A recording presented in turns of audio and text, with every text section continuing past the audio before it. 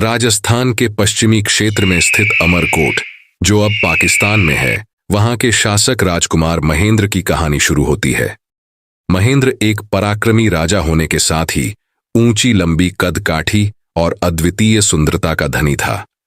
उनके चेहरे की तेजस्विता ने शायद इस दुखद कहानी को जन्म दिया।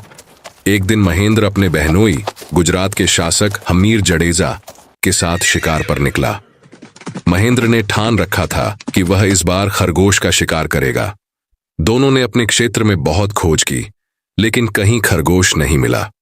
महेंद्र अपने इरादे पर अडिग रहा और दोनों खरगोश की तलाश में अपने राज्य की सीमाओं से दूर राजस्थान के जैसलमेर तक जा पहुंचे।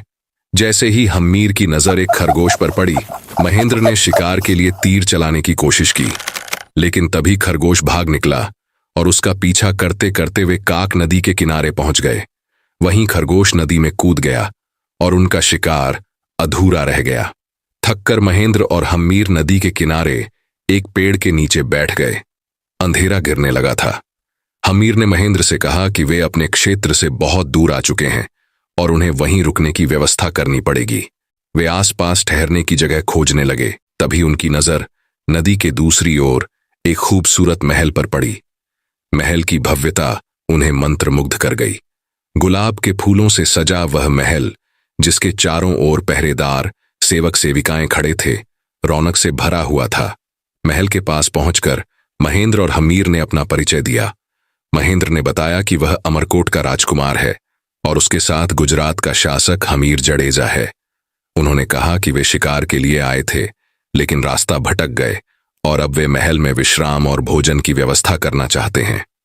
द्वारपाल ने उन्हें अंदर ले जाने की अनुमति दी। महल में महेंद्र और हमीर का खूब सत्कार किया गया। उनके विश्राम और खान पान की पूरी व्यवस्था की गई। भोजन करने के बाद दोनों अमरकोट लौटने की तैयारी करने लगे, लेकिन जैसे ही वे महल से जाने वाले थे, एक सेवक राजकुमारी मूमल का संदेश लेकर उनके पास पहुंचा। सेवक ने बताया कि राजकुमारी मूमल उनसे मिलना चाहती हैं, लेकिन दोनों से अलग अलग। महेंद्र ने अपने बहनोई हमीर से कहा, आप बड़े हैं, पहले आप राजकुमारी से मिलने जाएं। इसके बाद हमीर राजकुमारी मूमल के कक्ष की ओर जाने लगा, लेकिन कक्ष तक पहुंचने का रास्ता बेहद विचित्र था।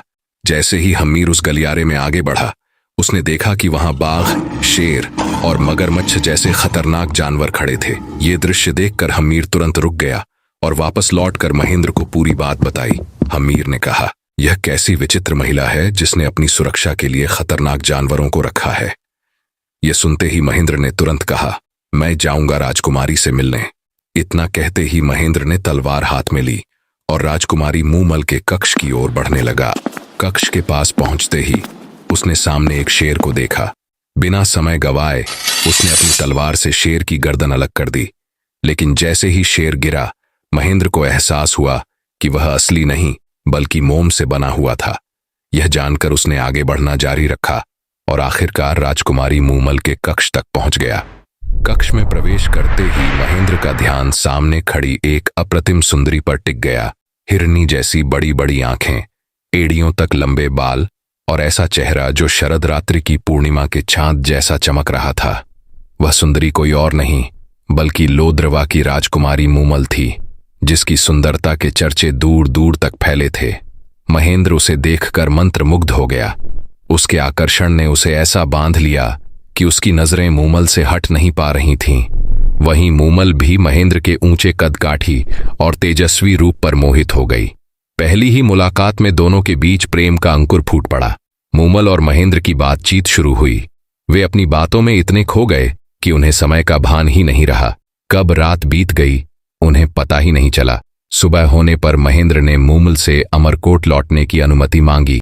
मूमल ने उसे रोकने का प्रयास किया और अपने मन की बात सामने रख दी। उसने विवाह का प्रस्ताव दिया, लेकिन महेंद्र ने स्पष्ट किया कि वह यह प्रस्ताव स्वीकार नहीं कर सकता, क्योंकि पहले से उसकी 6 रानियां थीं। दोनों जानते थे कि उनके लिए एक दूसरे से दूर होना कठिन होगा। इस पर मूमल ने एक शर्त रखी। उसने कहा कि महेंद्र तभी जा सकता है जब वह हर दिन उससे मिलने आए। महेंद्र ने यह शर्त स्वीकार कर ली। इसके बाद वह हमीर जडेजा के साथ अमरकोट के लिए रवाना हो गया। अमरकोट लौटने के बाद महेंद्र को हर जगह बस राजकुमारी मूमल ही दिखाई देती, लेकिन उसके मन में यह चिंता भी बनी हुई थी कि वह रोज 100 मील की दूरी अमरकोट से लोदरवा तक इतनी जल्दी कैसे तय करेगा। मूमल से किया वचन तोड़ना उसके लिए असंभव था, इसलिए समाधान की तलाश में वह एक ऊंट पालक के पास गया। उसने ऊंट पालक से पूछा कि क्या ऐसा कोई ऊंट है जो रात ढलने के बाद उसे लोदरवा पहुंचा दे और सुबह होने से पहले वापस अमरकोट लौटा दे। ऊंट पालक ने उसे अपना सबसे तेज चलने वाला ऊंट चीतल सौंप दिया। चीतल की तेज रफ्तार पर सवार होकर महेंद्र हर रात मूमल से मिलने लोदरवा जाता और सुबह होते ही अमरकोट लौटकर अपने कक्ष में सो जाता।